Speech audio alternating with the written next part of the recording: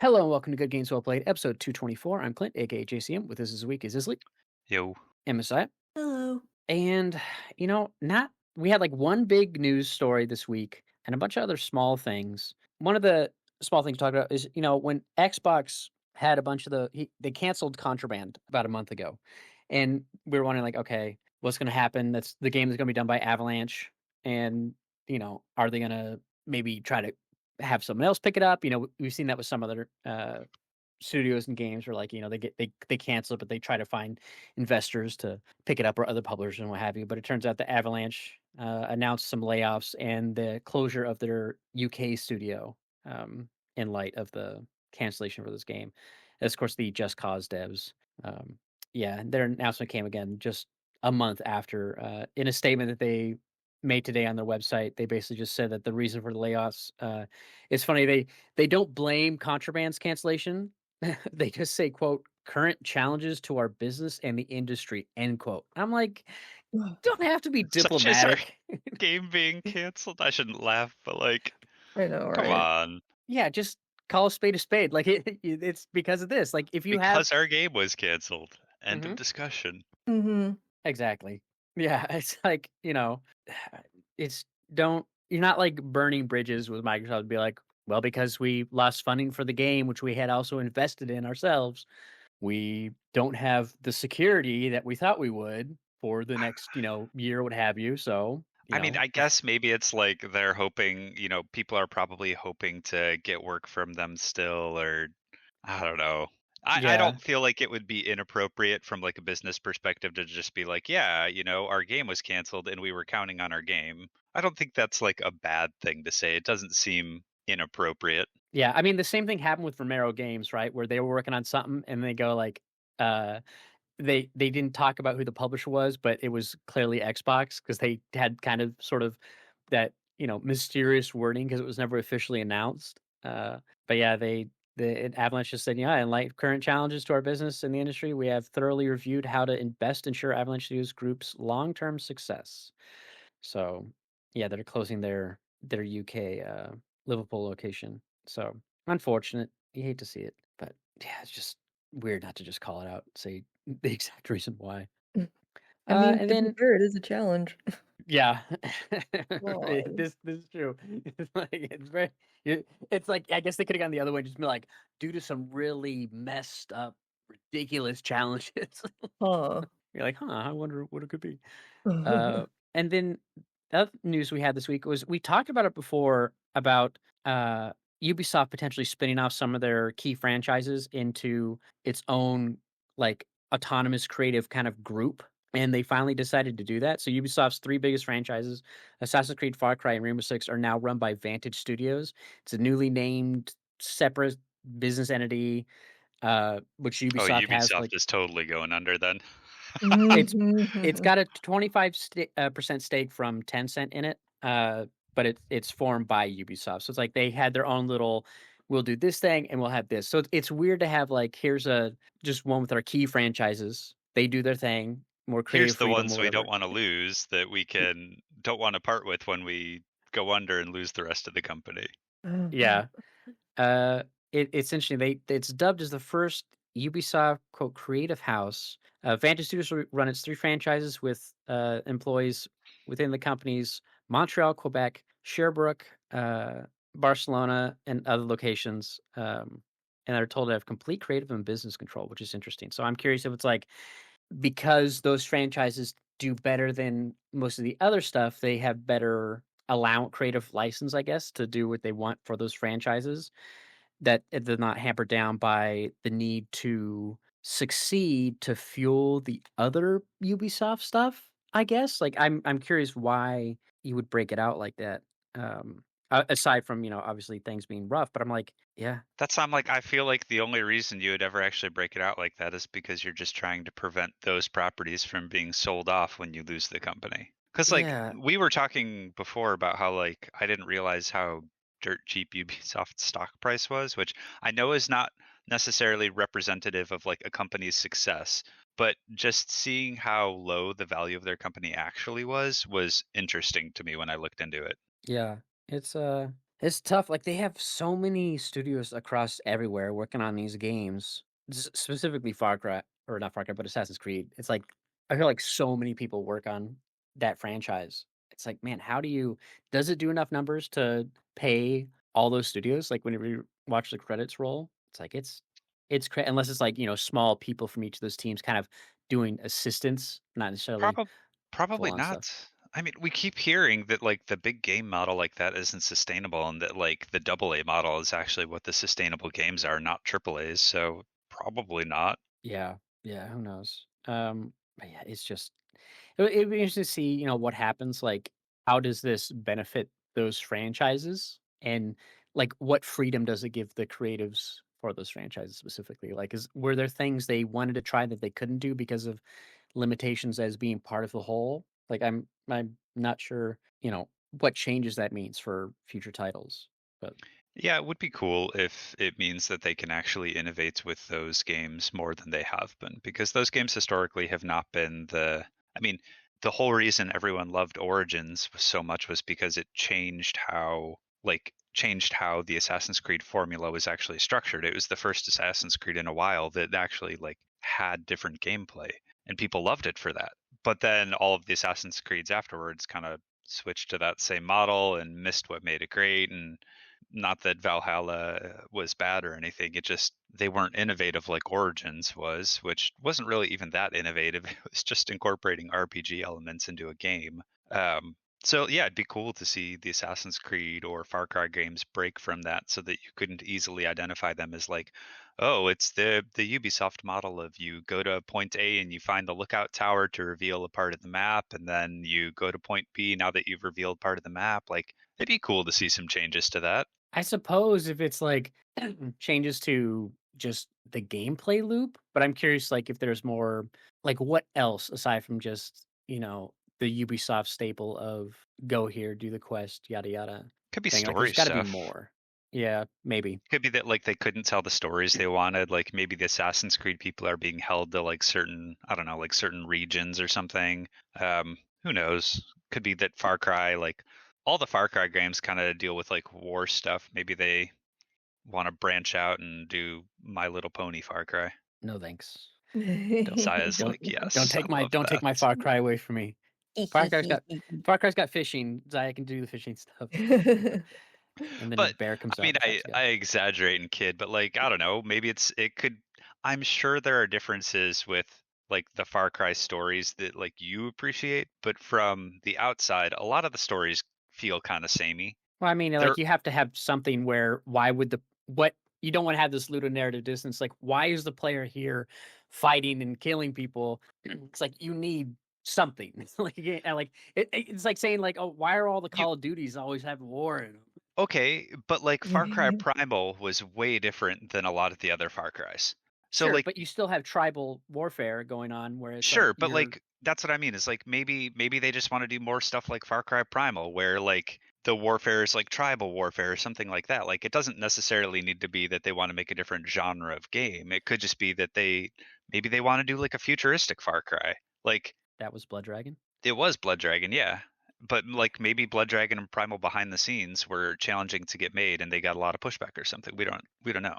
Who knows? I mean, Blood Dragon started as an April Fool's joke, but yeah, maybe. I mean, we'll see. I can imagine I remember there was like a questionnaire going out a while back about Far Cry, and then we had a big discussion on here. I was like, oh, it'd be great if it was like a behind enemy lines mixed with the forest crafting, but not like the mutant stuff. God, I mean, although maybe with the mutant stuff, that'd be pretty cool. I mean, that's just Far Cry 1, but I know, but that'd be cool. yeah, With all, like uh, better crafting and stuff, I'd play the shit out of that. yeah. I really think Far Cry would be great as a behind enemy lines situation. But yeah, we'll see what happens. I mean, obviously, it's like Rainbow Six is kind of their Siege is it's Siege X now, and then it's just going to be that's like a game where you always hear about like Destiny. It's like it's just going to be the platform. Like Rainbow Six Siege is that game where it's like it's been Siege, and they've just expanded on that game ever since, and now Siege X is how they rebranded it, but it's still the same game. It's just more stuff and yada yada. It's like it's crazy how the longevity of that game and it just being that game. And they didn't launch a Siege 2 like with Destiny 2. It's just this is the platform for this specific franchise, which I think is crazy. And it's shocking how successful it's been, for as long as it has. But it's cool to see. So I'll be curious what happens there. But yeah, Far Cry and Assassin's Creed. I mean, because Shadows has done well. They just had some DLC come out as well for it. I'm curious, and I don't know when the next Far Cry is going to come out. I mean, shit, Far Cry 6 was 2023, 22. Far Cry 6. When was that? 21, even longer. And then they had the DLC for it in 2022. They had some like small stuff. They had the Shattered Dimensions DLC, which was great. But yeah, it's been a while. I mean, Far Cry 5 was 2018. So it's like that was 3 years. It's like, and we're in 2025. We're almost at 4 years. In 2 days we'll be at 4 years exactly because it was October 7th. So it's been a bit since Far Cry. Maybe we'll have an announcement for another one.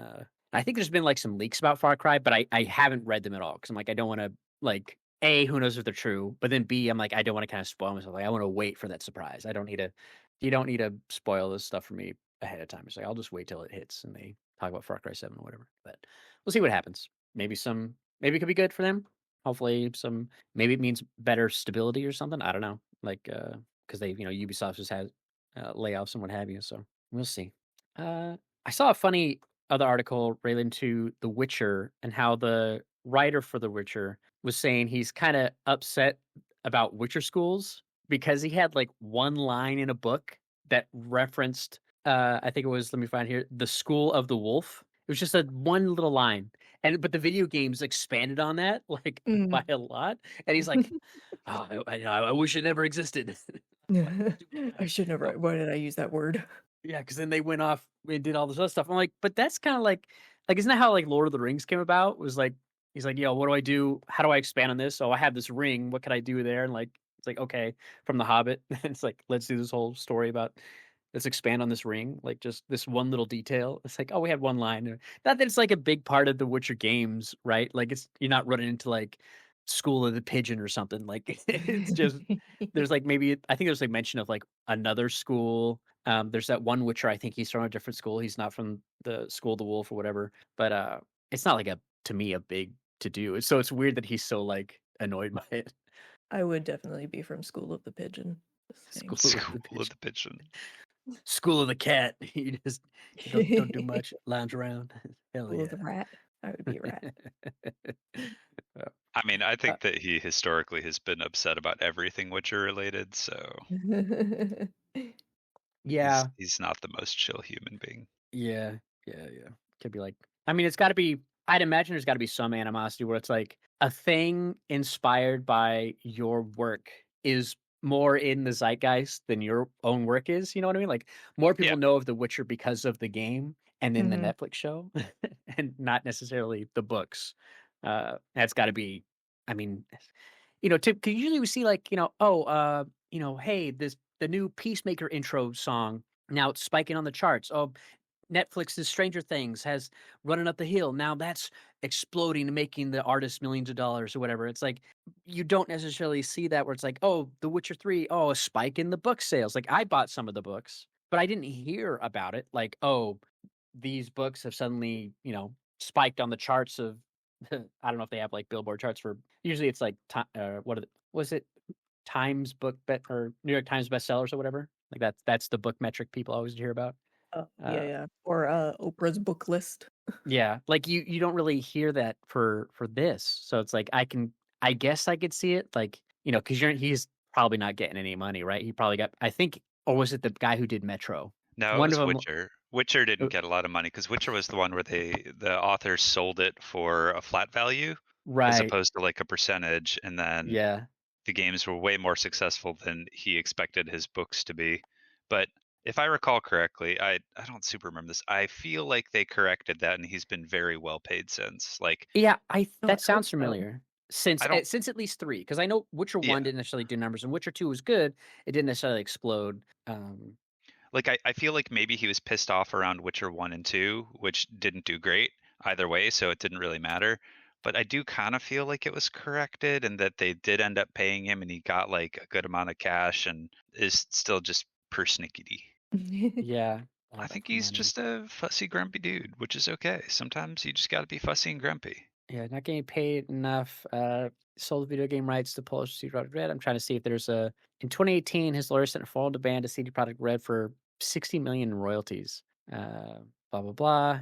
I see groundless or blah blah settlement in 2019. The dispute was resolved with an amicable settlement. The terms were not disclosed, but sources indicate that the writer received additional compensation, though significantly less than the 60 million he had initially demanded. So, like he sued them for like higher royalties, even and their counter argument was like, but that's not what was agreed upon when we got the rights to, when we acquired the rights legally, from you. Yeah, So I mean, you can't do it. CD. But Yeah, did he get shafted? It's like, well, not really, because CD Projekt Red didn't know if it would be successful. And like you said, the first two Witcher games, frankly, like they weren't bad games, but they weren't by any means right, on the like same level of popularity as The Witcher 3 was. Like no one heard about them, which is why there's people that are like huge fans that are like, of course we heard about them, but like they really weren't mainstream.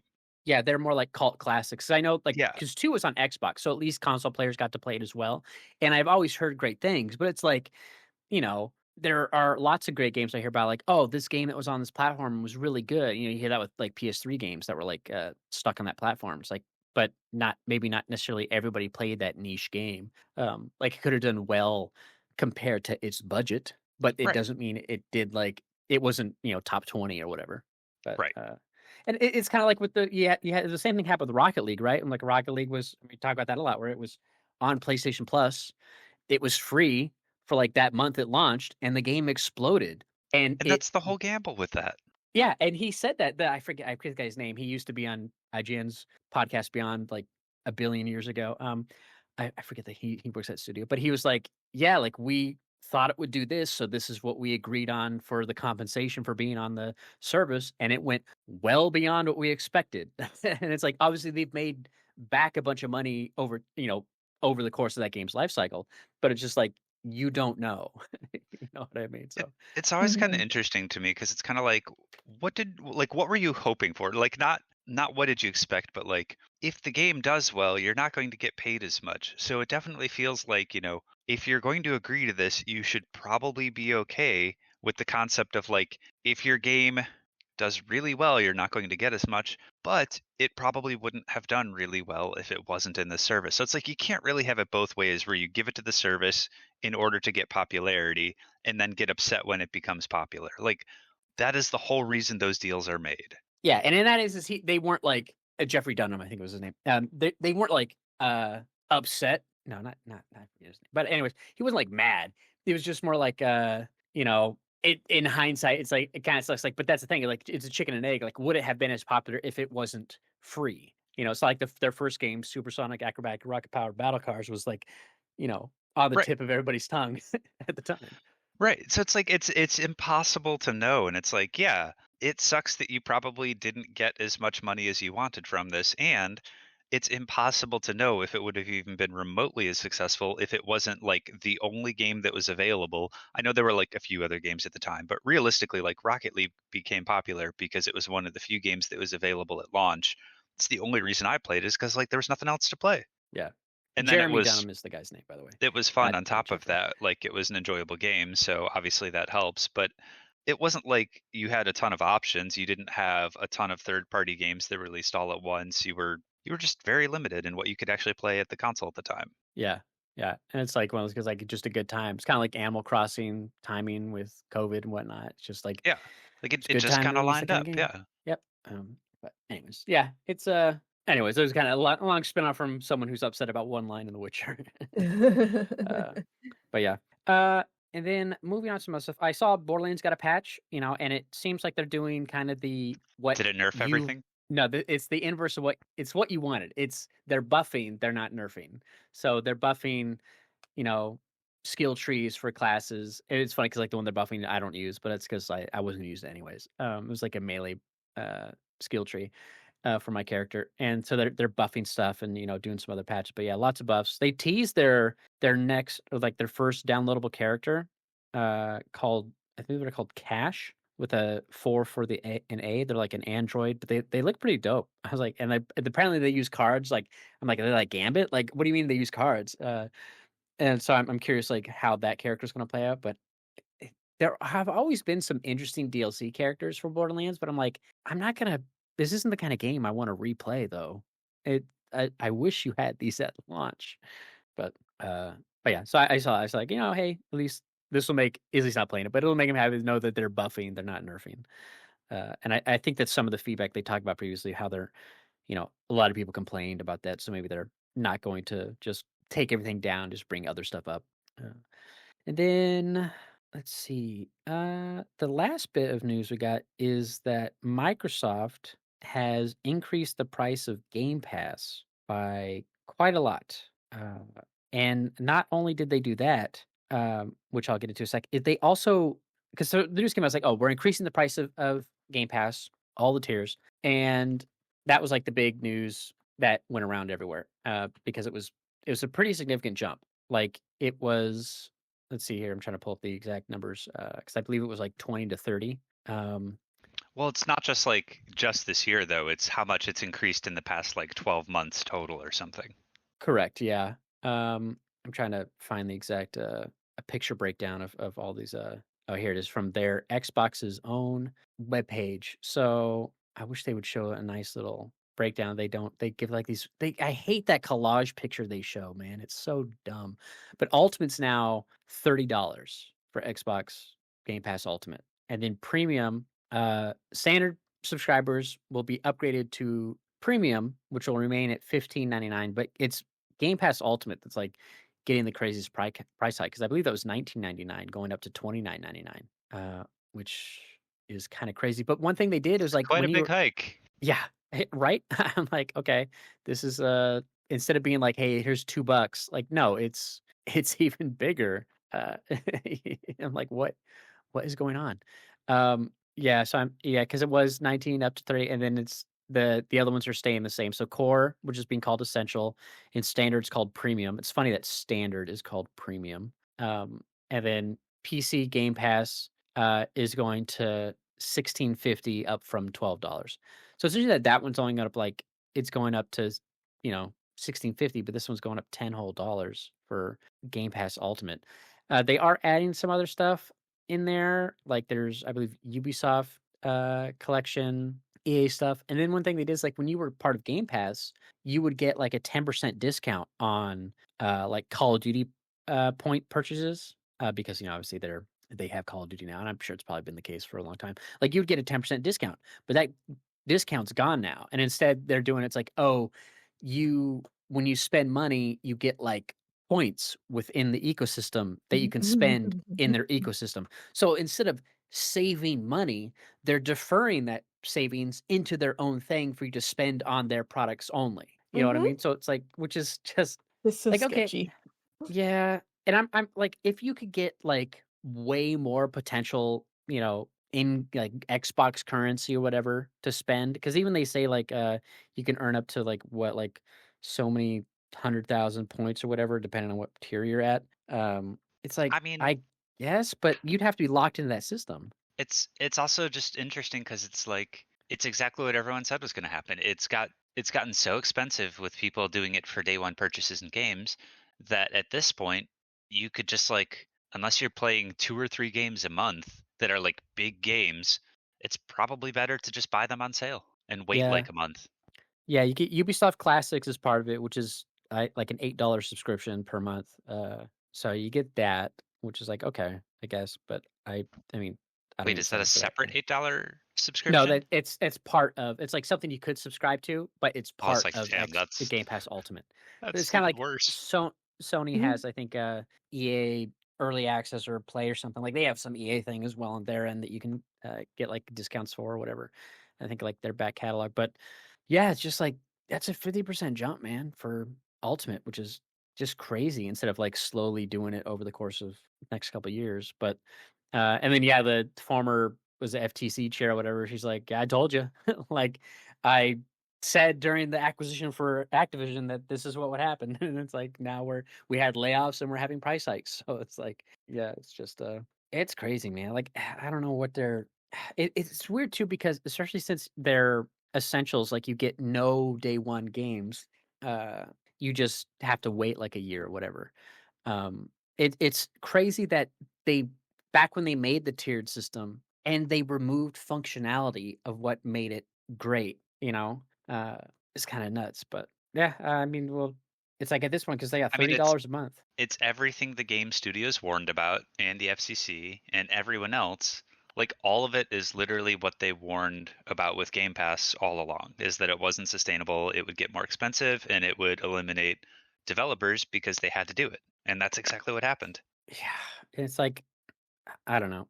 Yeah, and I'm curious. Like, you would have to have man. I'm just trying to think of like the release window. Like if Sony had the same program and part of their like plus PlayStation Plus Premium let you get day one, it's like okay, you'd have Ghost Yote, which is out now, and you could have that $30. You could play it, beat it in a month, and unsubscribe. And it's like okay, when Saros comes out, do that. When Marvel's Wolverine comes out, do that. It's like I guess you could, but you have to stay on top of that sub and make sure you do it. It's like, does Xbox have enough output currently? Because they just canceled a bunch of games that they had in production to meet that demand. Like, is it even good when you could spend $20 on Silksong and just play that for, 80 hours? Well, and that's the thing, is like, it's not just is it worth it for the Xbox games, it's also like, is it worth it compared to just purchasing games? And yeah, it's like, okay, so Silksong wasn't Silksong, yeah, it was $20. So it's like, yeah, you could just buy Silksong for $20, play that for a month because it's not a short game. So are there enough games that fall into that lower price bracket where you're just going to, like, if you're not diehard in games constantly, that you could just buy one or two for like $20 every month or so? And I think for me, that's kind of what I do already, and I feel like I play significantly more video games than most people, and that's like what my spending habits look like. I just It's don't see how Game Pass is worth it for anyone other than like high school and college students on summer break. That's like it, specifically the market at this point. it's funny now that Silksong's on Game Pass Ultimate, but now Silksong's cheaper than Game Pass Ultimate because of the price increase. Yeah, so like, wouldn't, yeah, you just like, instead of doing that, just buy fucking Silksong and cancel it for a month because the game is huge and it's like a, quite a substantially long game. You could just play it for a month. I think we have all been playing it for what, 2 or 3 weeks at this point, Yeah. and all of us play a decent amount of games, so there's a lot to do there. Yeah. And I'm sure there are on the extreme end, like because I think you get like some Fortnite discount. Like there's a bunch again, there's all these little perks. And I guess if you were in those games playing those live service stuff, there is a chance that like, okay, having this could outweigh the cost of the service over the course of a year. But you'd have to be like locked in to those titles. Like, it's like all those articles that come out be like, these are all the games that were free for PlayStation Plus in 2024 or 2023. And it's like all the games they list out, and it's like, over $1,000 worth of video games that were free as part of the service versus whatever your total year subscription is of 100 and some dollars. It's like, yeah, sure. But the counterpoint to that is you have to wait. Not every game, usually the small stuff can be day and date. But not all the big ones are necessarily going to be out. They'll come later. So it's like this is like, okay, are you locked into, are you playing COD? Are you playing, these Ubisoft titles? Are you playing Fortnite a bunch? It doesn't work for you. But I feel like for most people, it's probably like, Yeah, and I guess that's my nah. point, is like, you have to be so locked in that now the only people it works for are the extreme cases, as opposed to when it started, where the people it worked for was kind of like pretty much everyone. When Game Pass first came out, even if you didn't own an Xbox, it was still worth signing up for Game Pass, even if you didn't have an Xbox. Yep.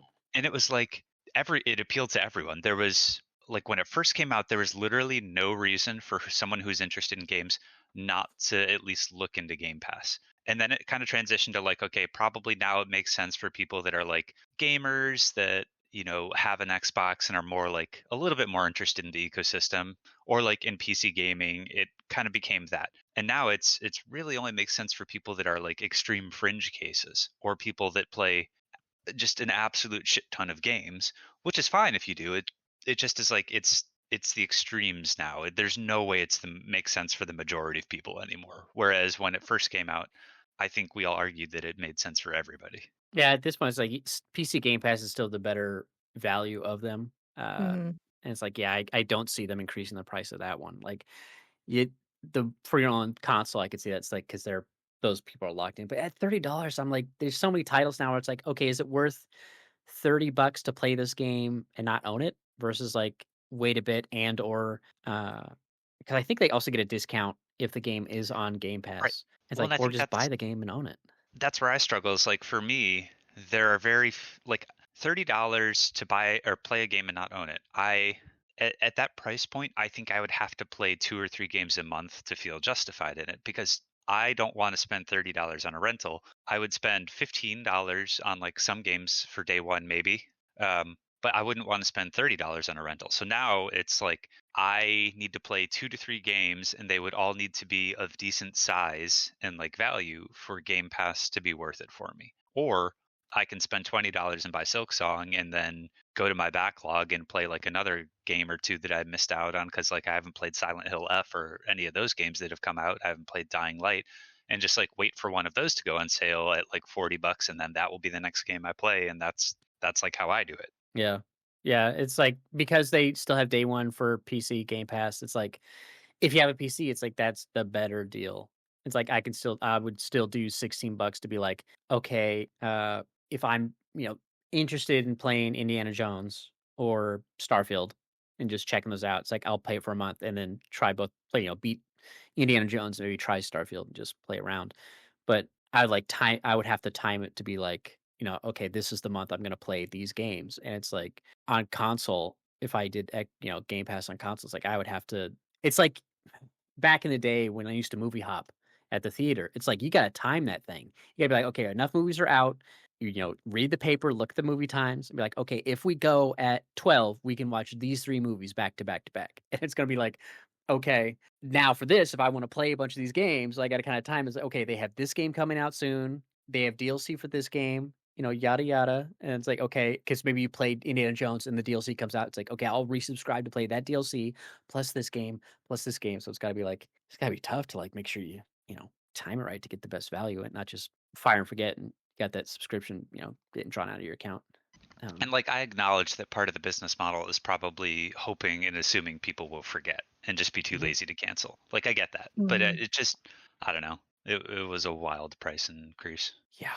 There's a special type of irony in it too that's like originally a lot of people got Game Pass so they could play lots of smaller indie games, and there was this whole conversation around like, oh, this is hurting indie games, they're not making as much money off of it, blah blah blah. And now indie games are cheaper than Game Pass. You could just buy the Mhm. game and have it. I think that Yeah.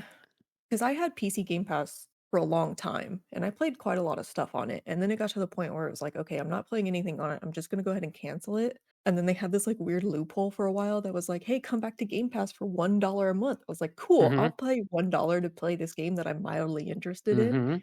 and do that Mhm. for a while. They got rid of that. But still, it was only like, I think the last time I used it, it was like $9. So I was like, cool, I'll spend $9 to play this $60 game that I'm not really sure I want to spend $60 on. That's fine. And now it's just like a gigantic pain in the ass. I mean, the Ultimate, I can maybe understand because isn't Ultimate the one where they have like the streaming service Yeah. on? So it's like you can Yes. stream the game to anything. You can stream it to your PC, to your console, or to like a tablet or a phone. Like, Yeah. okay, I can understand maybe like if you're gonna be traveling a lot, or if you're somebody that doesn't have a console and doesn't you don't necessarily have like a good gaming PC, or all you have is like a laptop or a tablet.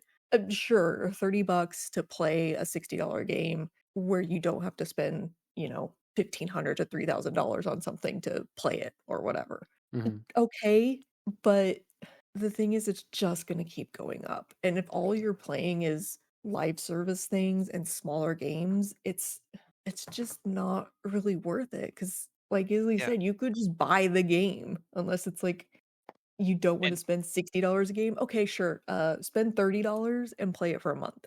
Okay, fine, whatever. But and you're if right. the You did oh sorry. You did touch on the other thing of like it's just going to keep going up too. Yeah. Mhm. So it's like you may spend $30 to play this $60 game, but the next time that you use Game Pass, it's going to be $40. So you're like, oh, okay. Well, I guess I'll spend $40 to play this $70 game on my tablet. but you still have to have like decent internet connection stuff. So it's like now it becomes not really like a travel friendly thing. It gets to the point where like, I don't know, maybe I'll just buy a Steam Deck. Yeah, and what's crazy is like they've also increased the price of their consoles Uh-huh. in the US as well. That it goes as of the 3rd. And it's like the Series X launched at $499 and the Series X now costs $650. So it's a $150 increase Wait, it from went from launch. 499 to 650? Mhm. Mhm. Yeah. Jesus, I knew it increased, but I don't think I realized that it increased that much. And because I think they also already had a increase, like they had one increase previously, and I think this is the second one. But yeah, it's like and then the 2 terabyte Galaxy Black one is $800. What's crazy is that Sony on I think it was the Slim, they quietly reduced the price or reduced the size of the internal SSD from Mhm. 1 terabyte down to I didn't say the article because I forget when it happened, but they just like quietly a new SKU refresh, reduced and they didn't change the price. They just got the price. They reduced the amount of storage. I was like, what are Because you it's doing? less of a story. It's more Yep. of a story if they increase the price because everybody's gonna see the price It's tag, but if you reduce the actual, like, cost of the hardware and put cheaper things into it, like a smaller hard drive, then nobody really well, most people don't really notice. Yeah, it's shrinkflation for the hard drive. So they're reducing the storage of the PS5 Slim from 1 terabyte to 825, which I believe was the launch size of the base console in Europe. With it's a new model that's coming out, the CF1 210 model. But the price is still the same. So it's like, you know, I like one of the And top comments is like, I think "What?" that's the better way to do it, to be honest, because I think most people, this is just kind of like an assumption, don't necessarily care about a size reduction that much. If it had gone from like a terabyte to 500 gigabytes, I think that would have been a much larger story because you're literally cutting in half. But it's like, for the most part, I think a lot of people would be like, I probably wasn't going to use a whole terabyte anyway. And if I did run out of space, I'll just delete something that I'm not playing anymore. So it's like, Yeah. it's a much, like, I don't wanna say consumer friendly because there's nothing consumer friendly about any of this, but it's a much, like, lesser blow than raising the price and keeping the hard drive size. Yeah, and at least it's like the internal drives aren't proprietary if you wanna expand, like with Mhm. Xbox, but it's still a shitty move to be like, "Hey, we're" and and to not announce it, it's just like it's coming out with To the do it refresh, so it's like, quietly is the okay, shitty part. you yeah, you could do it now and just go buy a console if you really wanted to, but yeah, like you said, the reduction isn't that much, but it is still a shitty move to do, um, but yeah, it's I don't know, it's weird stuff going on, I um do appreciate that they chose the lesser of the 2 evil options. They Well, didn't they go for, like, the most asshole option that they could have done. They at least were like, "This is shitty, but it's less shitty than our other options, so we'll go ahead with that." So it's like, they the did bar's pretty increase low for my appreciation. yeah, because they increased the price of, I believe in the UK for Sony platforms by about 50, I think it was like 50 euros, 50 pounds, whatever. And then they are increasing the cost in the US, recently that we talked about that, were those back in August. I think they went up like $50. But, so they did have that, but they hit the US last. They hit everybody else first. Mhm. And they finally hit the US. I think they were waiting to see what happens to like all the tariffs and whatnot. But yeah, it's a I'm curious if they'll increase their when was the last time they increased their PlayStation Plus? Sony increases PlayStation Plus prices. Let's see. Gamers concerned at the time Sony is not announced. Okay, we don't care about that. Now everyone's asking because the Xbox thing if Sony will adjust the price. Mhm. Let's see. I know they increased the yeah, this is back in the last time I think it was in 2023. That's when they increased because that's when I remember when that happened. I was like, oh, I think I'll drop down from premium to the middle tier. And then I forgot to change before the auto renewal, and I'm like, well, I guess I'm in premium still. But they did that back a couple years ago, so we'll see if they do it again. But yeah, crazy move for Xbox for Game Pass, especially when you've already increased the price of your console and you're increasing it's like you're increasing all the costs to use the thing that was so great for gamers to begin with. So Mhm. whatever. I don't know. We'll see how it plays out. But yeah, other than that, not a whole lot. There's some small things with Fortnite, like the K-pop Demon Hunters finally came to Fortnite, which I'm surprised it took as long as it did, considering how popular that movie is. But they're in there. and they have, I think, like there's a special demon mode, but yeah, that's pretty cool. There was a silly controversy with the Peacemaker was in Fortnite and he had like this emote, which is from the intro dance, but then an episode came out about The where the emote that is it, very it's obvious from the intro.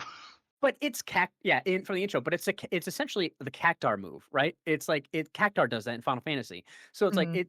it's just that, and it's like, but when you think it's like, oh, it suggests that could be a I'll be symbol of honest. something. I won't spoil things, but that wasn't a surprise to anyone.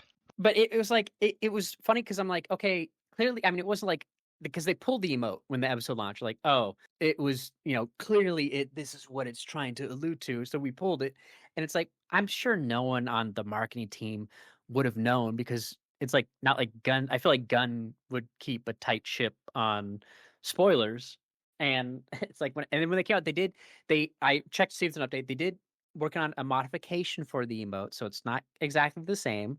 So that way, if people want, they could still use it, or they can refund it if they choose to. But I thought it was just a funny thing. It's like, why wouldn't they tell them? Like, I don't think Gun's paying attention to if DC's doing deals with Fortnite and what emotes they're doing. They're like, hey, well, let's just pull Mhm. the thing he does from the intro. Like, no one's, you know what I mean? Like, they're not running it by Gun. Like, hey, can we use one? And he's not gonna be like, no, don't do that because in episode 6, he's not gonna they won't run it by him. He's too high up. It's like it's just gonna be lower folks. But yeah, I thought that was pretty funny.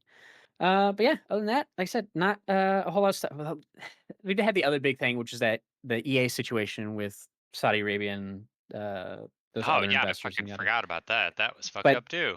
The biggest that's oof of like the week. that's like so crazy, and there's so many questions that I felt like it wasn't worth talking about because right now anybody talking about it, it's all speculation. Like, what does it mean for these games? What does it mean for this game and this games and blah blah blah? And will there be massive layoffs? True. Because typically that's what happens when there's these massive and because plus EA has a lot of debt, so it's like we'll see what happens there. It does suck for Battlefield, especially in my mind. It's got to suck for the studios. Like I feel bad for Dice because it's got to be like it's not their decision. And it's like Battlefield 6 is riding on such a high from the beta, and everyone's thinking it's like it's a return to form, and that game launches in 5 days, and it's like the week before they launch, it's like this shitty news with EA, and it's like, man, you like now the good news is majority of gamers don't pay attention to this shit. You know what I mean? So they're like, Mhm. they don't care. But we know because we're in it, and so does all the games media knows. So it's like I'm assuming the people who had fun with the beta aren't like paying attention to the news about what's happening with EA, or do they even know that EA is the publisher? You know what I mean? Like, do they pay attention? So I'm hoping it does fine because I'm like, man, I still want to play Battlefield 6, and I'm gonna get it, but I was like, I don't know about future. I mean, there's not much from EA that they make that I buy, so they publish I mean, Joseph Fares stuff though, so I yeah, I it's the Saudi. So this is where I internally had a little debate with myself because I'm like the Saudi Arabia part of it is fucked up. Like definitely don't agree with that.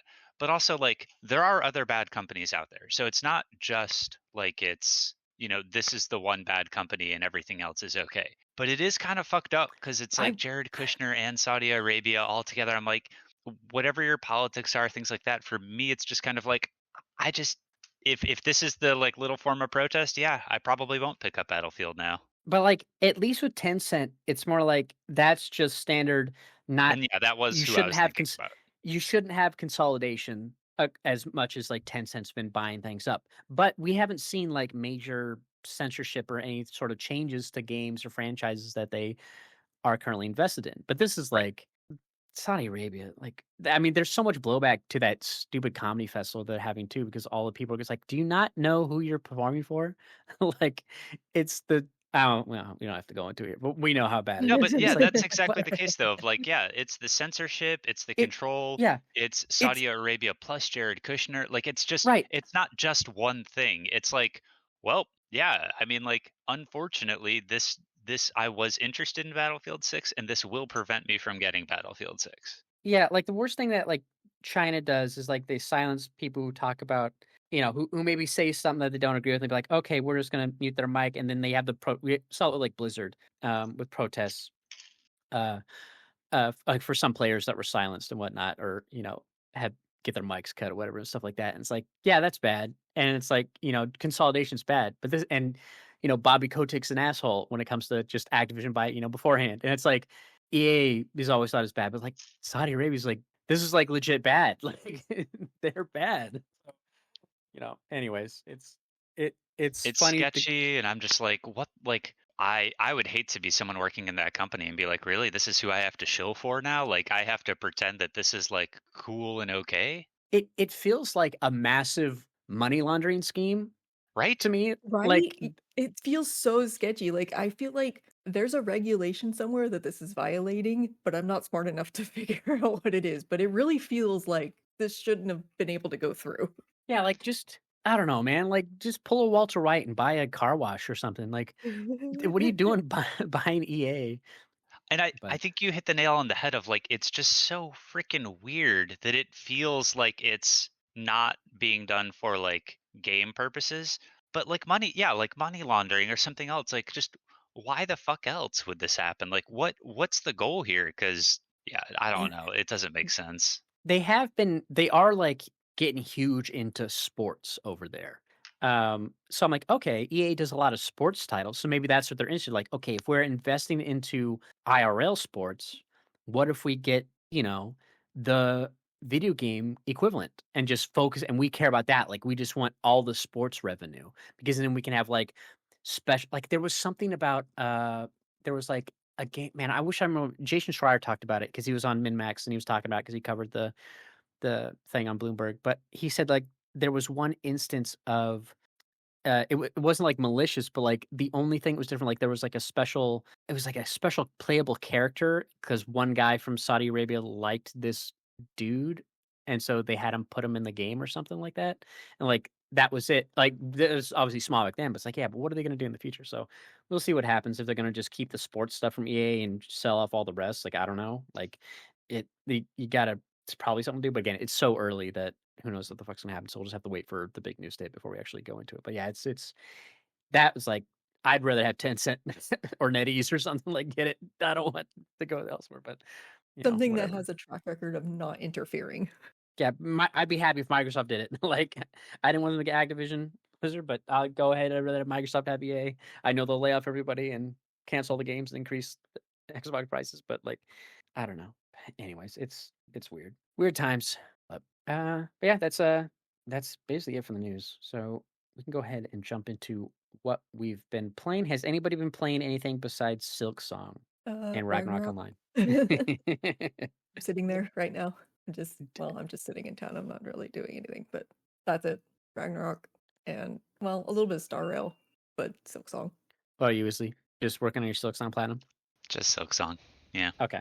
All right. Yeah, I haven't played too much Borderlands. I played it with my cousins, but not enough to really like talk about or speak to. But yeah, so we can go ahead and talk about Silksong.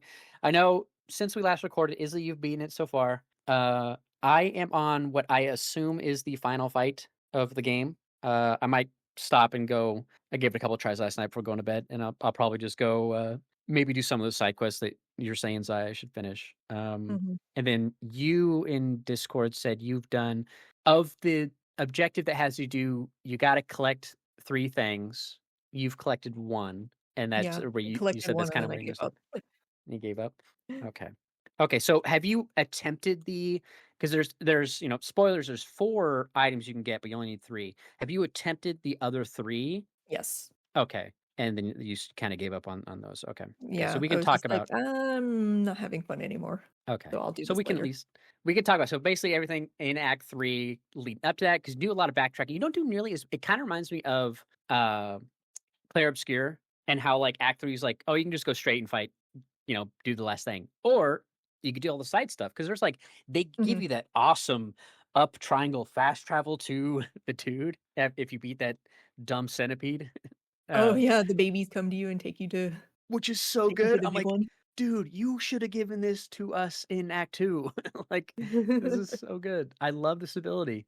Uh, and then yeah, you don't really like. I did go back and talk to some people because I was like, oh, let's see how Bellheart's doing. Oh, let's see how these people are doing. Oh, all the Bone Bottom, they moved. Oh, I randomly found them in a new spot. And then I think they went where the Flea guys were at one point. Mhm. And then yeah, I talked to like some NPCs, went and revisited that masked dude in the top left, and I smacked him and his mask fell off. And he's like deep voice now. I'm like, okay.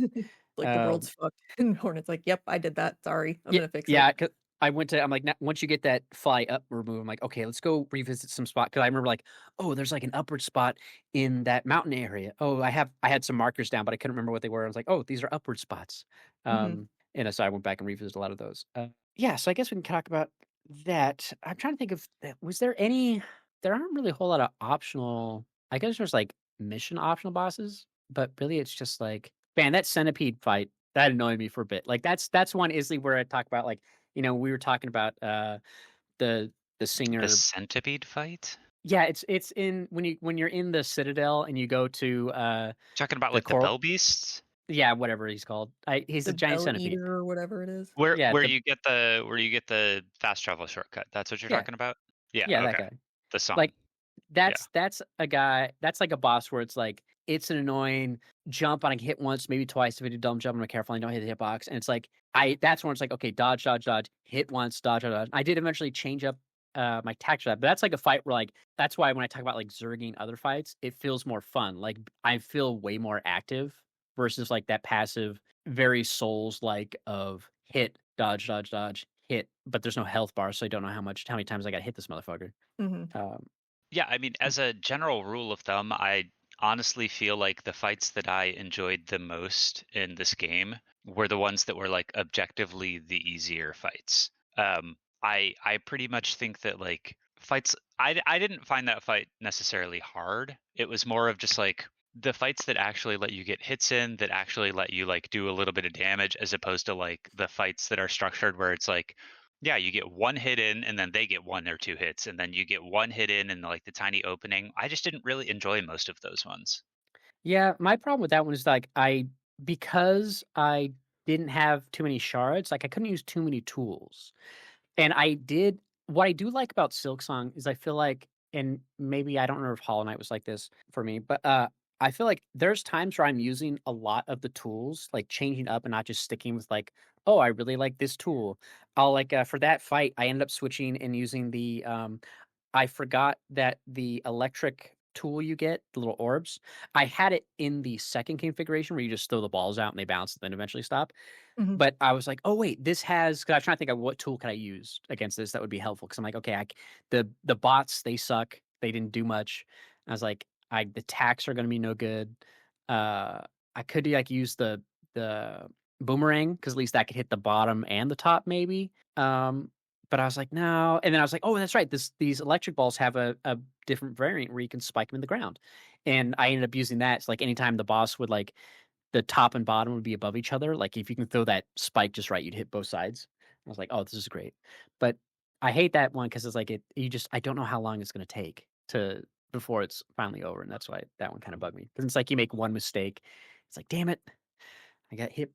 Or like I think it's gonna be the bottom that's coming out, but it's the face, and he starts spitting. I'm like, "Oh, damn, I can't get over quick enough." No. So, that fight and it was late when I was, like, speeding through it, trying to get it done. But that's like a fight that I wasn't huge on.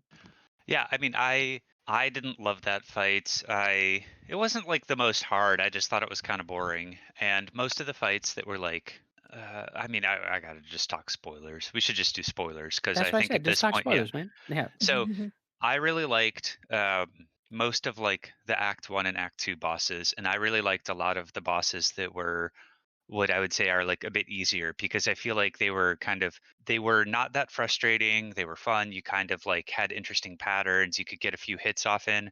I think that where Silk Song kind of fell for me is if a boss was really hard, there are a lot of bosses in the game where I beat them and I didn't get that usual level of satisfaction that comes from like beating a challenging boss. And usually it was because like I would get in the flow and stuff and I would beat them, but something about the boss just didn't feel fun from like a gameplay perspective. And I do think it's a lot of the bosses where you only have an opportunity to get like a single hit or two. Like it's the dual back and forth. I don't feel like those are that enjoyable. So the Act 3 bosses, I was messaging Zai about this because I kind of agree. The Carmelita fight, the Carmelita boss itself, I actually enjoyed. But Mhm. it's just so freaking frustrating having to do the gauntlet of like 2 gauntlets right before the boss fight. I just cut out the fucking gauntlet. The boss fight itself is so fun, but the gauntlet and then having to play the needle in to get back to the fight makes it so that the run back is really frustrating. And I'm like, I understand it's a hard fight. Save me some time. Like, make the needle in play faster, make me respawn inside of the memory instead of outside of the memory, just like something like that to make the like pain of getting back into the fight, which is the interesting part, a little bit less painful. So like that really frustrated me and it soured me a lot on Act 3. And then I went to the Coral Tower and I'm like, "Oh, this area is gorgeous. Oh, it's just 5 fucking gauntlets again that you're Mhm. supposed to do before you get to the boss fight again." And I'm just like, I the gauntlets just aren't that fun. And when you put the gauntlets in front of boss fights, it makes the boss fights not fun, especially when the boss fights, like the first time I did Carmelita, I think I died in like 10 seconds. I died to like 2 hits because you don't know the movement patterns yet, so you're trying to figure it out. So dying in like 10 seconds and then having to do the gauntlet again and then having to play the needle in to even get into the memory is just not a fun experience. And I think Yeah. that's where Act 3 really got frustrating for me is that so many of the boss fights are overshadowed by frustration with how you actually get there and like what you have to do to get into the boss fight. I don't Yeah. consider that good design. It just is it's not even like challenging for the sake of being challenging. It's just frustrating. Yeah, like the green bug guy for the secret heart, like if you mess up that fight, like you got to run all the way back through the area. And like I much prefer fighting the three little waves before Carmelita or whatever, because I'm like, we go to town and just beat those dudes down because they die in like a couple hits, and it's like plus I build up my silk against like the two big guys, and it's like it was pretty easy after a bit. Like for me as like I prefer that because at least you're right there with her versus like again with the green bug guy, you gotta like go all the way up and around. It was so annoying to be like, I gotta get all the way back. Not that his fight was tough. It was just like I died because it's like, oh, they're doing that spin thing. Oh, it's like a tornado. Uh-oh, okay. Uh, and then It's the second phase when it's they not go the offbeat, that fights. got me. Yeah, But like it's not the fights themselves. It's that in in Souls games, usually the structure of the Souls game is that you get to the boss kicks your ass, but right before getting to the boss, you found a shortcut that leads to the bonfire that's like 10 seconds away from the boss. And then when you die from the boss, it says you died in big letters, but there's no loading screen. It just immediately brings you back into the game and then you get back to the boss. And it's really, really convenient. With Mhm. this, it's the 10 extra steps of you die yeah, and then the game has to load, then you have to run back to the boss, then there's a long loading screen because I assume that when you're playing the needle in, what it's actually doing is loading the zone behind the scenes. I assume that's how that like transition happens. So then you're trying to zone in and you have to play the needle in for like 5 to 10 seconds before it lets you in. Then you have to load again because after you play the needle in and the zone has loaded, you still have a loading screen to actually get into it. And mhm. then when you go into that zone, you're on the ground and Hornet has to like stand up, which isn't a fast Yes, process. And it takes like 5 seconds for her to stand up. And then on top of that, then you have to do 2 to 3 gauntlets before you get back to the boss fight hmm where you die in 5 to 10 seconds because you're learning the boss fight. And it's like if yeah, you're going to design the boss fights in such a way that you're meant to die and learn them, you have to make it painless to actually get back into the boss fight. yeah. It's like Super Meat Boy. You just gotta get right back into it. Yeah, Yeah, like that was like because in the like the last fight, or what I'm assuming is the last fight is like you have this because you get the item you get, you take it and you jump to the void, and it's like this long cutscene went on a little too long. But then it's like when I it died and goes I go to way too long. when I do it again, at least the cutscene the second time, it's a little faster. It still takes it's like it's quicker. At least it's not that same long ass cutscene again, but like at least it's a little faster the second time around. But yeah, definitely I could see that like the for those areas specifically, it's like that's what they thought would be the fun challenge of those is there's no bench in those. You just have to do it from start to finish, and that's the challenge. And I'm like, I guess, Which but Which is fine, but then they need to make it like if they think the challenge is that there's no bench and you have to do it start to finish. I am actually okay with that style of like gameplay, but then you have to make it so you respawn inside of it. Make it so you're standing up when you respawn. Try to optimize the game so that the loading times are a bit faster. You have to make it so that people can get back to the challenge that you wanted them to have easily instead of in a frustrating way. And that's yeah, where like Act 3 really fell apart for me is that very few of the fights actually felt fun.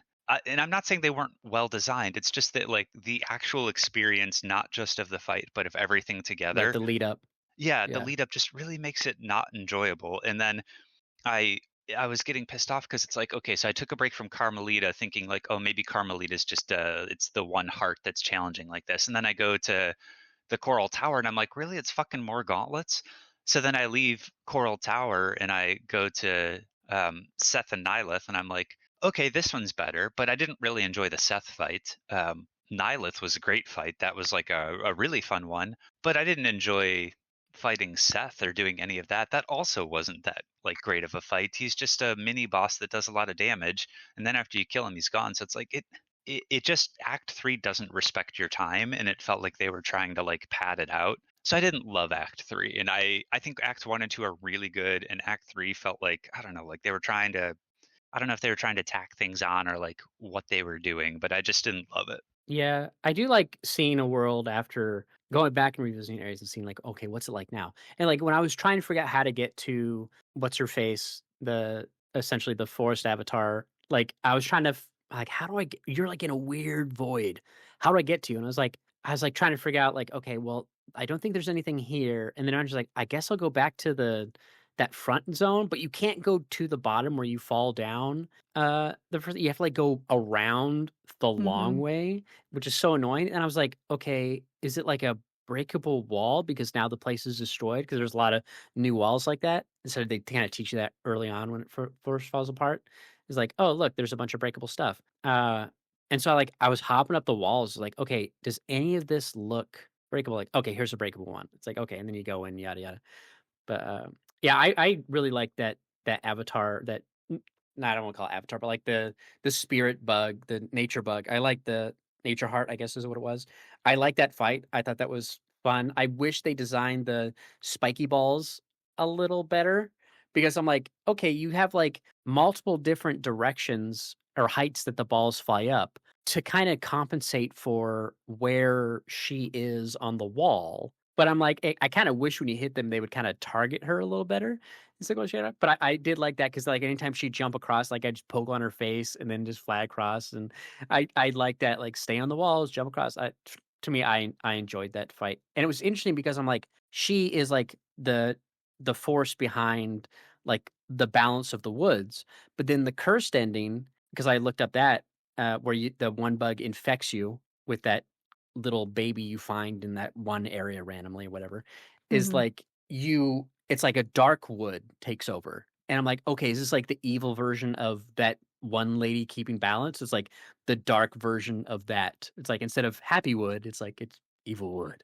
I'm like, that's that's interesting. I was like, okay, because that at least Woodwood. seemed, yeah, wood, so much wood. It at least tied into another ending, which I thought was kind of cool. And then yeah, the dancer lady, like it's so funny because her singing, I'm like, it sounds the first part of it is like Little Mermaid, and then the second part is Assassin's Creed, and then it goes in something different. I'm like, this is just like this is Ariel singing, and now this is the Assassin's Creed theme, and now it's something. I was like, it was so interesting. Like every time I do a run back, I'd be like, that's all this is. This is Little Mermaid and Assassin's Creed combined together, uh, which was so funny. But that fight, but again, because I can Zerg it, I thought it was like the bug that or the toad guy you fight in Act 2, I think it was. Oh Like I yeah. So Zerging him was fun because at least I'm dodging and Zerging just so I can get more strikes in, is why I like to Zerg that guy. the other thing that threw me off about the Scarsinger, the ant, was I was trying to fight her, like dodge the fights, hit once, dodge, hit once. And then what I realized is the actual easy way to kill her is you just equip the frickin' injector and the multi-binder and the druid's eyes, and you just face tank her, and you don't even have to dodge. Like you can just heal and attack faster than she can kill you. And I was like, wow, this feels like it's still a fun fight, but it was definitely like, okay, maybe this fight wasn't like as polished. And Act 3 just doesn't feel polished. Act 1 and 2 feel really polished, and Act 3 feels like maybe that's where they were kind of in a time crunch and they wanted to do more or do something different. But there was so much pressure to get the game out that maybe they just kind of like rushed it through.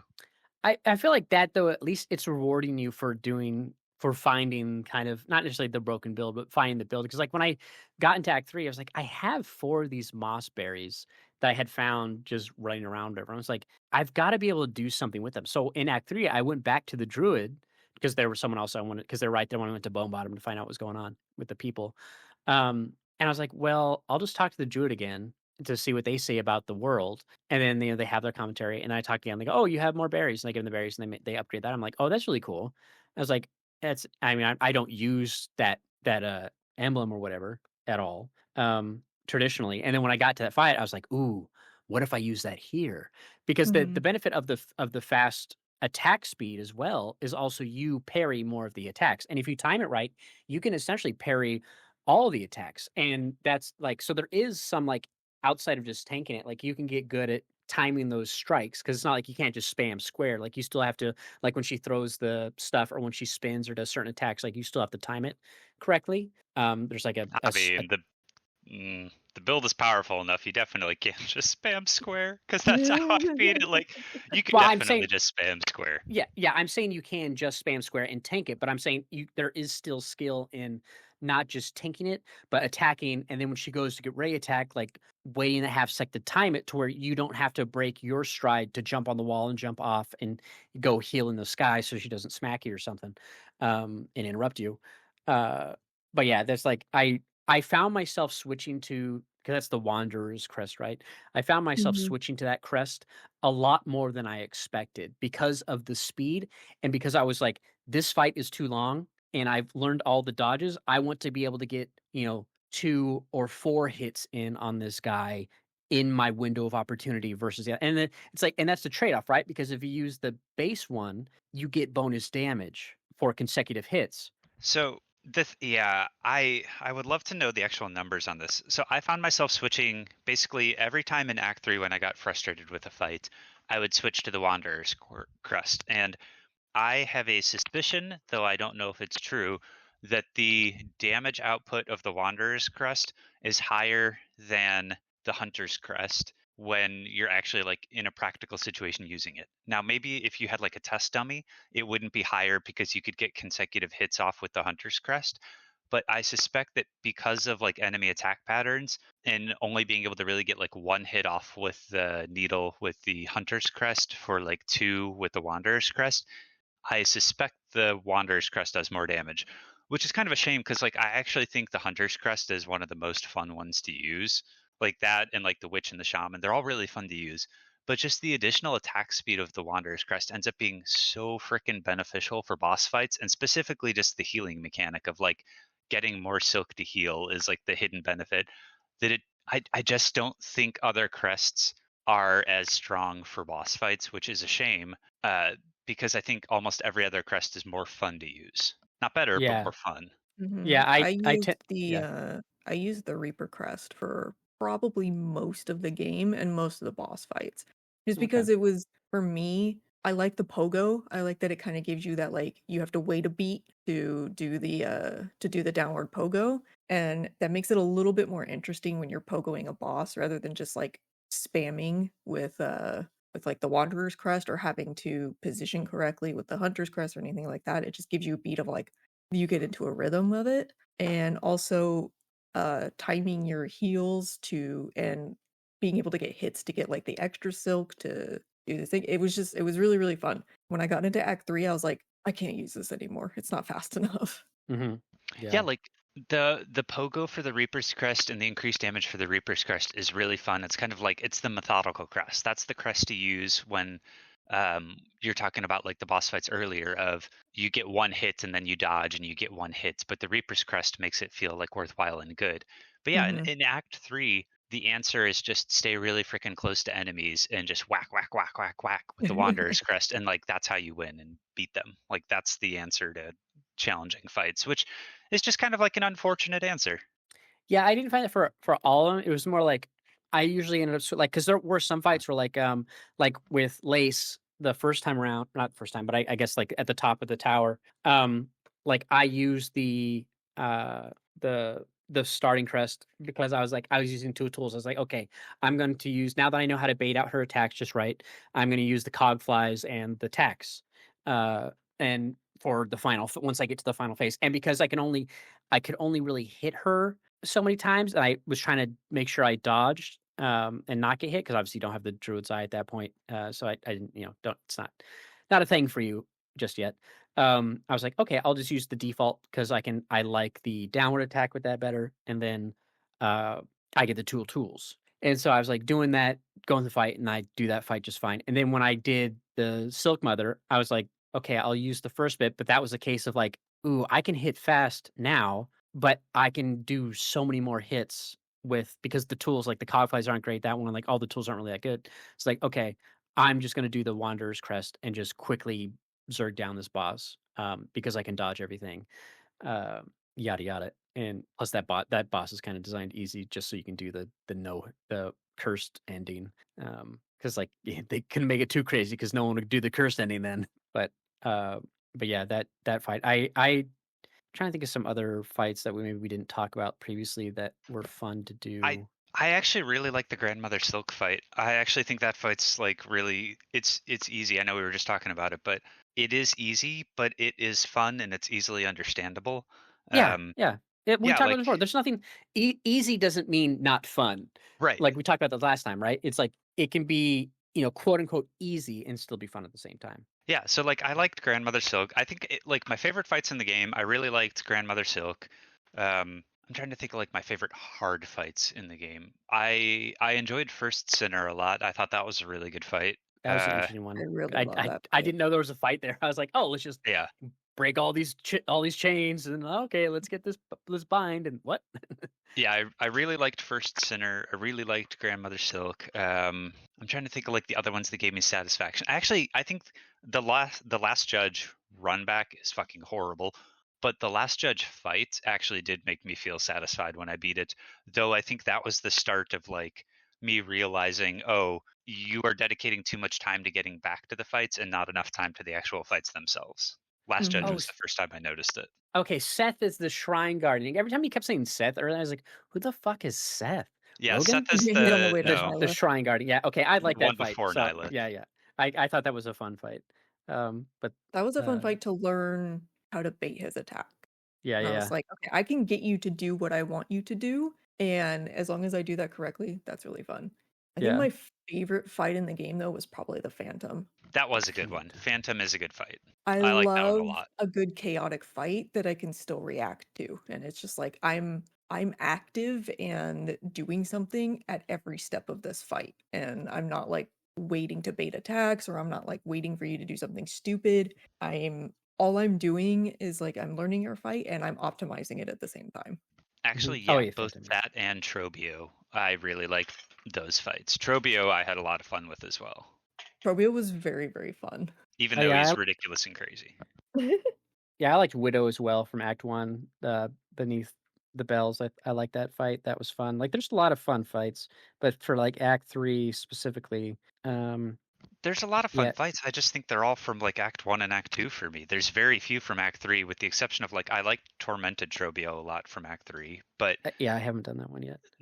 I did actually enjoy the final boss fight of Act 3, but I didn't really like any of the heart fights aside from Nihilith, but even that I enjoyed it, but it wasn't like comparable to my favorite fights. And Yeah, then in terms of most of the optional bosses in Act 3, there's like one or two I enjoyed, but I'd say in Act 1 and 2 I enjoyed 80 to 90% of the fights. In Act 3 I got frustrated by 80 to 90% of the fights, and I Mhm. 100% of the game. So like I'm working on trophies and like optional bosses. I think I've fought all of the bosses at this point, and I still have that opinion that Act 1 and 2 have the better boss fights. Act 3 has a few good ones, but in general is not as strong. yeah. There's a lot of looking at this list. There's a lot of optional bosses in Act 3 I haven't done. I did Moss Mother mini boss. Lost Garmund. I don't think I did that. Crawfather and Greymore. Spoilers! You're looking at spoilers. Sorry. Well, it's like JCM likes spoilers. He's got a well, kid. He's I got was to looking look at at spoilers. I was looking at a boss list of just like because I knew obviously like okay you said do the and you said like the trophy fight. It's like okay I guess there's a I didn't go back there so I didn't like that's the problem too about giving you a fast travel is that you're not going to revisit everywhere and they don't make you go back to like oh you have to revisit these places. It's like it's very much like we said Claire Obscure. You just can go straight to look for the bosses or whatever. So like Well, there's most some, of but them like are wish fight. Like the Trobio fight, there's a yeah, wish for it where it's like, hey, come back to the stage. And you're like, oh, for fuck's sake. I know you're not dead. You're just going to be annoying. yeah, like there's some of these I'm like okay, And he is. yeah. That pale stag fight I hated. That was dumb. I I hate Yeah, hated any that that. was boss another dumb Hated one. that. Like, there's so many Act 3 fights are just dumb. The enemies pale that move stag is away just from like you. hide in the water and send your little drones after it. That's all I did. That's how I did the fight. It's Yeah, just like, this isn't, I just I'm drop doing tax something wherever wrong. they Oh, I'm not doing teleport. something wrong. For Pale Stag, I just drop tax in the 4 spots the Pale Stag teleports, and then I would run to one, switch it to tax, run to one. Like, that it just wasn't fun. yeah. Mhm. I don't like enemies that move away. That so many flying enemies that like jut away. I'm like, I hate you're the worst. Now I was like, okay, use the little scorpion get over here move, but I'm like, I'm not going to do that because they still like up at an angle. And I can't like aim where I'm going to shoot it. You can only go flat, parallel to the ground. But yeah, but yeah, I mean, I really like the game. I think it maybe is not a 9 out of 10 for me. I think it's maybe like an 8 out of 10, kind of thinking about it more. It's a really good game. It's just Act 3 falls apart a lot, and it doesn't really respect players' time, which as I'm getting older frustrates me more and more. Like, if you want the bosses to be hard, great, but then don't make it a pain in the ass to get back to the bosses. Like, yeah, eliminate the little things so that you can actually focus on the part of the game that you want the game to be around. If you think that like the game design is the bench should be far away from a boss and it should be challenging to get to the boss and fight the boss, that's also fine. But then you know what? Make it so Hornet respawns quickly so you can start it right away. Like, mm, also don't add the tool thing in where there's a cost of tools. Make it so that like you can get back and try right away. Don't make it so maybe you have to farm tools in between or something like that. Like, just eliminate some of the barriers so that people can actually enjoy the challenging aspects of the game instead of getting frustrated along the way. yeah, yeah. I wish more of the optional fights were like we talked about it last time when you were here, but like the uh Father of the Flame fight was just a lot of fun. I like that one. But yeah, I wish there was more like unique fights, I guess, that were optional. Um, Mhm. like Trobio's a optional fight, right? I'd imagine. Like they're pretty unique. But when I look through like the list of some optional fights that I did, I'm like, I guess they were optional, but not every one was like a more unique fight. But yeah, it's It's like I really enjoyed the Father of Flame. That was like considering I had pretty much pogoed every boss up until that point, I was like, this is my time. This boss was made mhm, for me. I yeah, really, really liked Fourth Chorus. I don't mind a gimmick fight as long as it's interesting and you keep me active through most of the fight. Like I yeah, second tried Fourth Chorus and I was just like, oh, I see what I'm supposed to do. And you kind of like panic and you get to that point and you're like, oh, just let me get over there. I know what I have to do now. I see what you're trying to get me to do. And you do the little gimmick and you're like, oh, that was really cool. I don't mind that for as long as it's done well. But it's like if there's a gimmick to this fight and you're making me just like stand around and dodge things, okay. But if that's the gimmick of the fight, don't make me actually like have to attack too. The gimmick of the fight is just like bullet hell and you have to dodge things and survive for a while until like the opportunity to kill the boss appears. Fine, whatever. Like I can figure out a way to like give me the best chance of dodging things and but don't make me like in between all of that have to get off one hit at a time. yeah, yeah. That's it's that one hit, which is again goes back to why I'd switch to the Wanderers because I'm like, the fights it's too long for a one hit window of opportunity, and I'm like, I just was like, okay, I can't, and like obviously, yeah, sure, that's why it's like, okay, the tools like the flies can make up for a lot of that, and so can some of the other tools as well. But it's like then I have to spend my time investing in shard Then bundles you to make have to sure I have farm the tools. you have to Mhm. Yeah, farm tools in between, which is still a problem of like it's not respecting your time because it wants you to farm in between fights to yeah, and just it's play like the fight. and sometimes I'll like when I finish a boss, I'll be curious to be like, I feel like, I'll beat a boss and be like, I wonder what was the best way to deal with them? Because I want to like after the fact, like how close was I to a good method or whatever. And a lot of times it just Mhm. comes down to like, oh, it's the cogs and the tax. It's like, okay, well, I Mhm. mean, that's pretty obvious that those are a great combo, especially with the poison. But it's like, and then sometimes it'll be like, maybe something there was a one I didn't get, but the one that pops up a lot is that the blue mask one that you can upgrade or whatever, where it's like you turn Oh, your the mask that regenerate. Phasmian Phasmium file, yeah. Yeah, what in Yeah. Act 3, if you redo his quest again, which I didn't do, that's like one mixed with the architect crest, was supposed to be like really good. Mhm. Um, and it's like that's like a really like broken combo, whatever. And it's like, okay, well, I don't have those, so I didn't do that. But it always comes down to like tools and doing the one hit and using the tools or saving the tools for the final bit or something. And it's like, and there are cases where like, yeah, like with Lace Part 2, well, at the top is like, okay, I'll save my tools for when I know she's in her final phase when shit goes crazy. And it's like, okay, now I just kind of try to dodge and let those do their thing. And Mhm. it is really satisfying when a boss like lands on attack and then like they die. It's like Home Alone, that motherfucker. But Which, like, that's fine if the answer's tools, but then just, like, maybe make it it so should, you don't have to frickin' farm tools because the shards aren't yes, good for anything else in the game. Like, just let the tools be something where it's like you get 10 uses when you rest at a bench, and it's like, your flasks or anything else, and it just refills. Like, don't make me have to, like, farm yeah. for them. The fight should be fun sans tools. Like, the Mhm. tools should just be the Elden Ring situation of making it easier for you. The fight should be designed without them, and then you have tools that's just kinda 'cause there are some fights where it's like certain tools, they don't do anything at all. Like, there's a couple boss fights where, like, the cog flies don't do anything. Yeah, 'cause they I can't react fast enough. Yeah, or yeah, they're too slow, or they don't even seem to target a boss sometimes. I'll be like, it's like the boss is like a weird boss they won't target. It's like, okay, whatever. It's like that's fine, but like I'm not trying, I don't want the tools to necessarily make the fight better, which is what we're having to do in some of these because the fights just are designed like again, I let me get a couple hits in and that's why I like that frog boss. I thought like, oh, that frog does a lot of stuff, and you're like dodging the swinging spike ball. They can suck you up, and if like have enough health, you let them do that, so you can smack them on the inside, and then like they shoot the white blasts of energy with the void blast, or whatever. And sometimes I jump into those by mistake because I panic. Oh, what? It's like that's on me. But I never felt like Mhm. that fight was unfair, and that fight was to me, I thought fun overall. And then I end up just switching to wander so I can get more hits in. And it's like okay, dodge, dodge, get the hits in, dodge, dodge, get the hits in.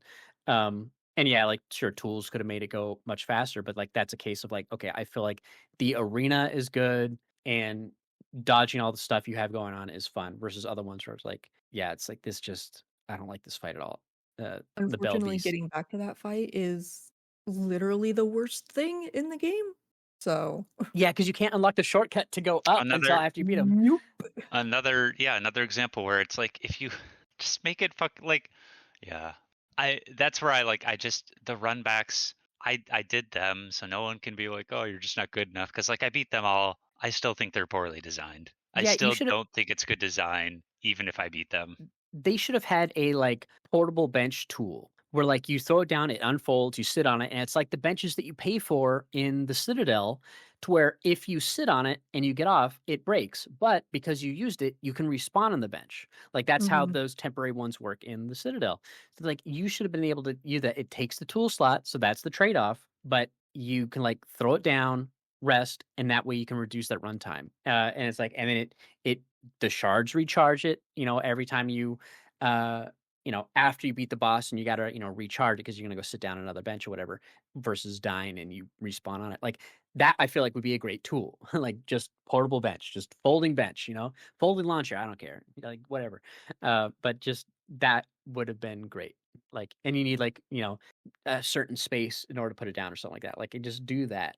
I feel like would have been a good quality of life tool. But I would have been fine too with like more very well hidden or like trapped benches. It's like, okay, I managed to find this very obscure little side path that has no indication whatsoever that it's here, and I sat on the bench and it poisoned me. So I go break the little mechanism and I said, whatever, at least I'm closer to the boss than on the other side of right, the map. right. But yeah, It's I was done, it's surprised. over with, whatever. I'm mad about it, but at least I'm here. Yeah, they only have 2 well, like 2, but they have the one that strikes you that everybody gets hit by, and then they Mhm. have the one in Sinner's Road where it doesn't go up all the way, and you have to, like, go around and break Mhm. the stuff so it actually goes up. I like that. There was another one where it's like you sit on it, but then it breaks and you fall through the ground, but it It's the doesn't. one in, Yeah, what's it called? The is that Biowater? Biowater? Yeah, Biowater? you sit on it Yeah, and it breaks and it dumps you into the wormhole. yeah, and it's like you don't. but you don't get another one. But it's like, okay, I wish there was kind of more like trick ones versus just like the couple. It's like that would be more fun, or like ones you could unlock by exploring or something like that. Like, oh, if you go here and you, like you said, find a hidden path, and just they should have more of those. But The one in yeah. Biowater is extra cruel because, like, at least the other trap ones or like gimmick ones, you get the bench, but then the one Mhm. in Biowater, once you sit in it, you don't get that bench anymore. I It's was like, nothing. Yeah, that was that why was did you Yeah. do this frustrating. to me? I hate Yeah, this. it's just I just hate messing that with you. zone so much. Yeah. But yeah, overall, I'm And I'm looking forward. Good. I I with Biowater, I honestly like I don't know if I agree with the design of Biowater, but I do get that what they were going for with Biowater is that they did want it to be a slog. So I can respect the choice not to have closer benches in Biowater. And I know that sounds like it's going against my like respect time thing, but like with Biowater in particular, I can kind of get behind it because I feel like that was their intent with the area is they wanted the whole area designed so that it wasn't just the boss fight. It's like a really grueling slog to get to the boss fight. In most of the other areas, I don't feel like the areas were designed like they were meant to be a grueling slog. Biowater, I do feel like it was. However, with Biowater, I think that the trade off is like, make the respawns fast. You got to Mhm. really make, like, if you want it to be a grueling slog, you have to really make sure that the area is designed in such a way that when people get good, they can move through it quickly too, which I don't think is the case with Biowater because like there's that climb section you have to do where you have to like bait flies and jump through. Like that area should eliminate a lot of the RNG and it really should just be like an area that's designed to speed run through and once you understand the pogos, it should be more like Hunter's March where it's like you understand the pogoing position and you can get through it quickly once you actually get good. But there's even still RNG with Biowater of like the enemies pop up out of the ground randomly and sometimes just hit you and the flies fly in like weird patterns. And all of that together just makes it fucking horrible. Yeah, I Yeah, liked a it's lot of the the. RNG enemies that piss me off because it's like not you Yeah. can't learn the run back and you can't like predict where you need to jump and pogo and stuff like that because it's like, oh, there wasn't an enemy. There's no enemy here this time, so I can't pogo off of that. I have to find another way to jump. Oh, I jumped onto this thing and here's the enemy. Go away. Just go away. Yeah. Go I home. did I like the pogo bit in Botwater where it's like you go up the spiky bits. Because the one thing I was practicing was like when you go from the bench up to that boss was not landing in the pillbug's water. And there's that one part where like, okay, you go up and you have to go over. And eventually I learned like, oh, you can hit the string attack L2 and Hornet will go over the water, and then I time the jump, and then I get on the wall, and then I can run all the way back and not, get infected by these bugs by the time I get up to the top. And there's like that last section where you just got to make sure you jump right and get to the boss and be good. And then I learned about I don't know if I picked it up or if I got it later, but the wreath that Mhm. protect. I'm like, oh, I could just use this thing. Like so, I I found learned how that to wreath do and I was something. so mad. I was like, why wasn't okay, it's in an area with bugs, but why wasn't in the area with bugs? Yeah, like, and I eventually was like, "Okay, I guess I could equip this," and because there's the water in that boss fight as well, so I was like, I think I might have equipped it during the fight, I don't recall, but I was like, "Oh, I guess I got this thing." Um, but yeah, I like the pogo section up, going up the walls, jumping off the big dudes, and then, like, going up the wall like, I had fun, like, doing that climb. There are a lot of sections where, like, the Mount Fay area where it's like you gotta go up. Now, this stress on that is the timing of being frozen, but, like, jumping, slinging over, grabbing the wall, doing this, jumping over the spikes, floating down, all this stuff, like, it was fun. The one stress that got me a lot was the lava rising in that one section. Was, like, the section right before it where it's, like, you have to before the lava starts rising, where it's just, like, go up the vents and then time the waterfall, and I equipped it back on that magma bell emblem because I was like, "Okay, well, there's so much fire, I'm just gonna put this back on." Mhm. Cling to the wall, dodge a fire, jump over. I kept, like, messing up because whenever you go into the steam vents, and then it resets your double jump, and then I'm like, it always messes up my timing on float, and I'm like, "Damn it, this dang float, man!" And then, like, I just kept screwing up because I was, like, overdoing it or undershooting, and then eventually got up, and then they had that quick speed run, like, "Oh, now the lava's rising. Now you gotta get the fuck out of here." Like, I was like, "Oh, damn it." I That, spent that like whole, like, first half, I was like, "Okay, the lava's gonna rise," and then you have that, like, little flat platform bit, Uh-huh. and then I was like, "Oh no, this is where it happens," and there's no Yeah. vent. Yeah. Yeah, it's like, "Alright, gotta do this," but, yeah, that was, eventually once you get out there, that was a fun spot. Hmm. But yeah, it's overall, yeah, really, I'm enjoying it so far. Like I said, I'm like, assuming the last boss. Yeah, a lot of great fights, but then a lot of a couple not as nearly as many annoying fights as good fights in the game for me, but they do kind of There, mix with the runbacks, yeah.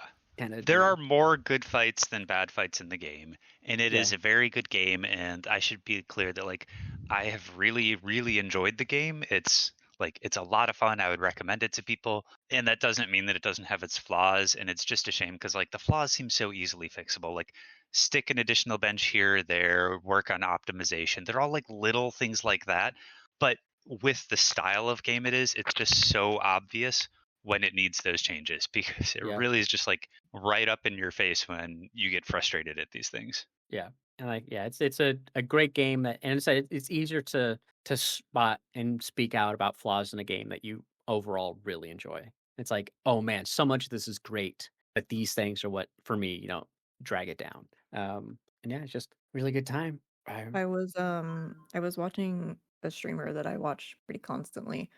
He was playing it, and I think he summed it up really well, where he was just like, "Why is this map just so angry at me? What did I do? I bought your game and I want to play it. Why don't you want me to play it? Why are Yeah, you that's being funny. so mean to me?" I was like, Yeah, "That's how I feel. Like, why are you being mean?" yeah, yeah. It was fun to explore and like find new spots and like, I think Act Two really kind of opened. That's where it really opens up, and it's just like, Mhm. yeah, it's a good time. And it's like, I'm surprised how short Act Three actually was. Like I thought maybe it'd be a little more go back to everywhere like upside down castle situation, but it wasn't. It was just very more straightforward. Like go here, talk to these guys. Now go collect the hearts.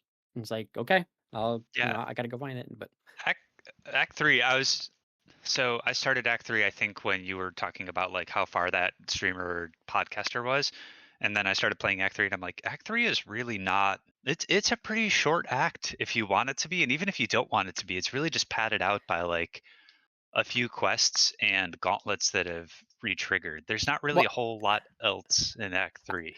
I think it's because a lot of them, like, people talking like they beat the game in like 25 hours or like 20 hours. By the time I beat it, now granted, my timer said like whatever I said in Discord, like 40 something, like not totally accurate because I had that time where I played all day and it was like I did Warhammer in between boss runs and stuff. And then I would go and I didn't pause the game, or I paused the game, but the timer still counts. So I'm sure that's off by like a good amount of hours. So I'd say maybe like 35. So I could see like because some people like they didn't find areas until they got to Act Three, Mhm. so it's like, this is like pre-launch. So there was like folks who were playing it before like, you know, Fex or Life or anybody else had anything. So it's like I'm sure a lot of stuff they probably found in Act 3. That's why Act like because you can beat the game pretty quick. Like there's so many option areas you don't necessarily have to go to where it's like, okay, you do that, and then in Act 3, you're like, oh, I found more stuff. And some of the places they lead you and make you go, it's like maybe you never found that red zone in the left side with near the Pinterest or whatever. It's like maybe you didn't find that because you didn't go back or something after you getting the abilities. Like I'm sure that could have been the case. Like where versus I found almost everything in Act Two that I could get to, and then it was like now I just have to go check some other places I couldn't get without that void jump or whatever, Mhm. and stuff. So yeah, good times, a lot of fun. It was fun. I was very frustrated, and I was very clearly, I could see like I think I reached a limit of what I'm willing to put up with and what I can Yeah, physically do at this point.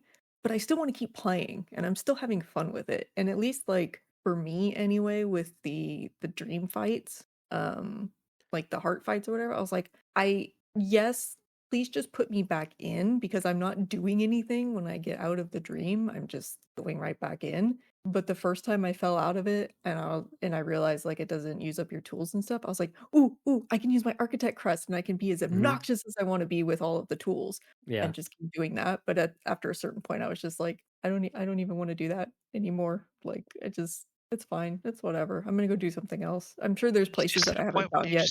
you just want to get back in or do something else. Like it, Yeah. that's okay. It just yeah, I Let me try again. Let me try again. Oh, okay. I'm Yeah. not doing anything. I'm just going back in. And you do have the option to leave. So like just let me have the option to leave. But yeah, I was just like, I want to keep going in and I want to keep trying. But at a certain point, I was just like, there's no I'm having fun with the fight, but I'm not making any progress. So Yeah. I just I need to go do something else. I It's Mhm. like need to move on. let me play your game. Yeah. Again, why are you so mad at me? I bought your game. I want to play it. Why you hate me? Yeah. Yeah. All right. Well, I guess we can go ahead and call it there. Talking about Silksong, I'm sure I guess I won't have much more to comment if once I beat it because it's it's not gonna be like life changing. Like, oh man, the ending. It'll just be But like, actually, I beat it, okay, and then I don't know. I want to get to Ghost of Yotai, but I don't know when I'll get that. I want to play It's a good Silent thing Hill you don't F. have Game Pass then, you know? Yeah. And I want to play Silent Hill F, but who knows when I'll get to that. So we'll see. Got options after I beat Silksong. Plus, Battlefield comes out this coming week, so Which got obviously multiplayer you're stuff. not going to get because, reasons. Just Yeah, kidding. I won't yeah. judge you. I'll judge you a little Yeah. bit, but not too much. Yeah, I'm looking forward to playing that. It'll be interesting to see how much I play that because it's multiplayer.